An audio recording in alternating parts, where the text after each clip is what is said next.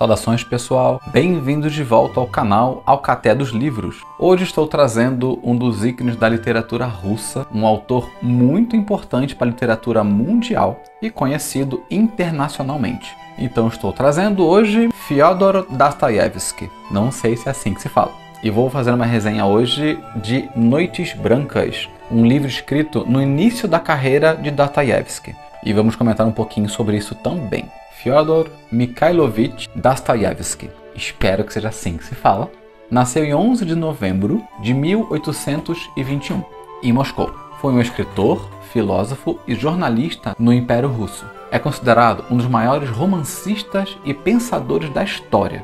Ele escreveu romances, novelas, contos, memórias, escritos jornalísticos e críticas. Dostoiévski chegou a ser preso sob uma acusação de tramar contra o czar e passou 4 anos numa prisão na Sibéria, sob trabalhos forçados. Após sair da prisão, a sua pena continuava como trabalho obrigatório no exército como soldado raso por tempo indeterminado. A influência de Dostoiévski é ímpar. Ele influenciou diretamente a literatura, a filosofia, a psicologia e a teologia. Sob a sua influência direta, foram produzidas várias obras, tanto literárias como cinematográficas. O reconhecimento popular também é imenso. Além de ser mundialmente conhecido, ele possui diversas estátuas, selos e moedas em sua homenagem, e até hoje celebra-se anualmente em São Petersburgo o Dia Dostoiévski. Dostoiévski faleceu no dia 9 de fevereiro de 1881.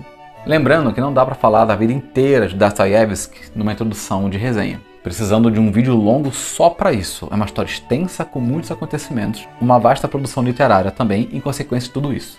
Esta edição é da Penguin Companhia, de 2018, e conta com a tradução direto do russo, notas e apresentação de Rubens Figueiredo. É um livro muito bonito da Penguin, como sempre caprichado, da própria editora, e daquele jeitinho que a gente gosta, de páginas amareladinhas e com fontes muito confortáveis para ler, com ótimo espaçamento. É um livro curto, infelizmente, é um livrinho fino, mas esse conto Noites Brancas ele é muito expressivo e vamos já falar sobre ele. Primeiramente, vale ressaltar que este livro foi escrito por um Dostoiévski muito jovem, no início da própria carreira. Ele não havia sido preso por fazer parte de um grupo clandestino de leituras proibidas, em que as pessoas discutiam e tentavam entender todas as obras banidas pelo czar, todas as obras proibidas de ler. Inclusive nesse meio tinha muitos revolucionários que queriam derrubar o czar. Ele não tinha passado ainda por um trauma de quase fuzilamento, onde ele ficou esperando numa fila, com pessoas amarradas num poste, esperando serem mortas pelo pelotão. E, em última hora, a sua sentença foi convertida em trabalhos forçados. Ele já tinha aceitado que ele ia morrer quando converteram a pena. Pesquisando um pouquinho, parece que isso era uma coisa meio comum que o czar fazia contra alguns grupos. É uma tortura psicológica para a pessoa realmente achar que ela ia morrer e na última hora você mandava ela fazer um trabalho forçado. Então parece que isso mudou um pouco a perspectiva do Dostoiévski sobre a vida. Após ele ser preso, ele passou por vários problemas com família, com relacionamentos, com morte na família. Então, este livro é anterior a tudo isso. É um Dostoiévski jovem, com menos de 30 anos, e que fez ainda um personagem até mesmo romântico. Então, esse livro é anterior a todos os livros mais conhecidos dele, como Crime e Castigo, Os Idiotas, Os Demônios, Os Irmãos Karamazov, enfim. Então a gente até pode citar que esse livro se aproxima mais de um sonhador, que é o personagem que Dostoiévski descreve em São Petersburgo neste livro, em que ele coloca até mesmo como ser diferente dos demais. Dito isso, vamos ao enredo. Neste enredo você tem um personagem sem nome, talvez espelhado no próprio Dostoiévski, até porque o personagem tinha a mesma idade que ele, e é um personagem muito jovem, tímido e muito sonhador. Ele mora em São Petersburgo, que na época era a capital do Império Russo. Esse personagem, ele tem um emprego normal e uma vida muito parada. Ele vai e volta ao trabalho todo dia. E a parte que ele mais gosta do próprio dia dele, que ele se sente bem e feliz, é quando ele está voltando do trabalho. Pois ele observa todas as pessoas que ele vê diariamente, as mesmas pessoas que também vão do trabalho, voltam do trabalho, as pessoas que param na praça, que observam a parte do rio, um senhor que vai passear, uma mulher que está voltando de algum lugar. Ele observa e decora todas as pessoas da rotina. Só que esse personagem, ele não tem amigos, ele não tem relações reais, ele não conhece as pessoas. Então ele cria uma fantasia na cabeça dele de que ele conhece todas essas pessoas e essas pessoas também o conhecem. Então essa rotina em que todo mundo se vê todo dia, para ele é como se fosse uma relação. Ele sonha e imagina que se ele faltasse dia do trabalho, as pessoas sentiriam falta dele. Quando uma pessoa que ele está acostumado a ver todo dia não aparece nessa rotina, ele sente falta. Ele imagina o que aconteceu com a pessoa, talvez ela foi embora para um emprego melhor, talvez ela casou. Ele imagina coisas que não existem, então ele sonha com todas as possibilidades sem nunca ter conversado com essas pessoas. E a forma que isso é descrito no livro é muito sensível, ele realmente acredita nisso, ele vive essa fantasia e com sentimentos à flor da pele, sempre muito exagerado. Então a gente tem a narrativa do próprio personagem escrevendo pra gente todas essas coisas. E não só as pessoas, ele inclusive tem uma fantasia com as casas, os prédios. Então, às vezes ele diz que uma casa está triste, ou a casa vai passar por ele compara como se fosse um médico, mas é por uma reforma, por um concerto, ou uma casa vai ser pintada. Então as casas comentam com ele: eu vou mudar minha cor hoje, eu vou ser reformada, eu vou me consultar com um profissional para consertar alguma coisa. Então é muito sensível, mas você vê que é uma fantasia, é um personagem que sonha demais, ele observa toda a cidade como se a cidade fosse um personagem vivo, e ele interagisse com o personagem, e as pessoas também. E, embora isso possa parecer um pouco ridículo e até absurdo, a forma que o Dostoiévski descreve isso é de uma forma muito sensível. É como se o personagem realmente sente e enxerga as coisas. E a gente acaba meio que entrando junto com esse personagem nessas ideias, mas a gente sabe que é uma fantasia, é óbvio. O livro tem uma mudança na vida do personagem quando ele está voltando do trabalho e andando por São Petersburgo, como ele sempre faz, observando tudo. E ele vê uma jovem num parapeito do rio e ela parece que está chorando. E aí ele sente toda a empatia, toda uma dor, uma angústia e tenta ir ajudar essa menina. Ela se assusta, ela se afasta, mas tem um acontecimento ali na hora que ele ajuda a menina e ela vai conversar com ele. Então esses dois personagens começam a conversar. Assim que eles começam a conversar, o personagem se abre para ela, diz que é um sonhador, ele diz que é tímido, ele diz que nunca conversou com uma mulher, é a primeira vez que está conseguindo fazer isso. E aí ela começa a conversar com ele e ele descobre que ela também é uma sonhadora. E os dois são muito parecidos. Então, eles fazem uma amizade verdadeira. Uma coisa que ele fica muito feliz, porque é a primeira vez na vida dele que ele faz uma amizade de verdade com alguém. Ainda mais com uma pessoa tão parecida com ele.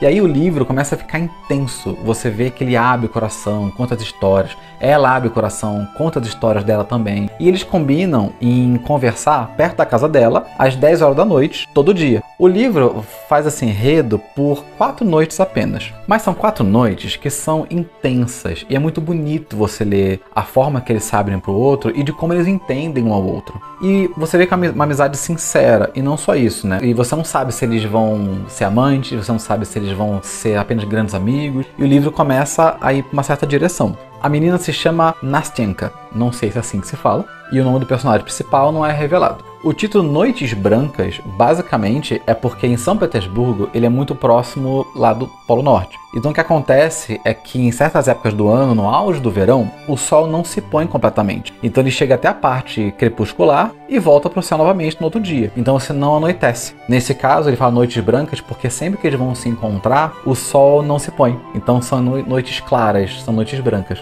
É legal a gente citar já também que a forma que os personagens se expressam, principalmente o personagem principal, ela é muito teatral, ela é muito exagerada, é um sentimento sempre à flor da pele, tudo com exclamação, tudo com o coração se enchendo de alguma coisa, ou ele sentindo dores, ou empatia. É um personagem muito sensível e com sentimentos muito à flor da pele. E isso era até um pouco comum em algumas obras da época, porque você compara muito a peça de teatro, em que tudo é dito alto, com exclamações, virado para a plateia, então fica muito teatral. Isso não atrapalha no livro, isso inclusive fica bonito em várias cenas. Embora ele saiba que seja um exagero e ninguém na vida real realmente se expressa dessa forma, fica uma forma muito romântica de se expressar no livro. E ajuda a gente a entender também essa urgência, essa dor do personagem, toda essa sensibilidade que fica aflorada e todos os sentimentos muito fortes que ele sente o tempo todo. Eu não li ainda outros livros do Dostoiévski para saber se todos os personagens são dessa forma, mas acredito eu que deva ter uma certa diferença depois de todos os traumas que ele passou durante a vida e escreveu os livros mais aclamados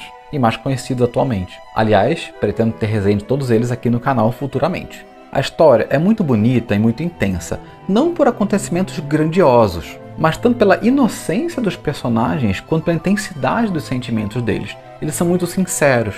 Eles expressam tanto essa felicidade quanto também angústias e expectativas muito fortes. É um livro curto, com um desenrolar bem intenso, e de certa forma ele é apaixonante também.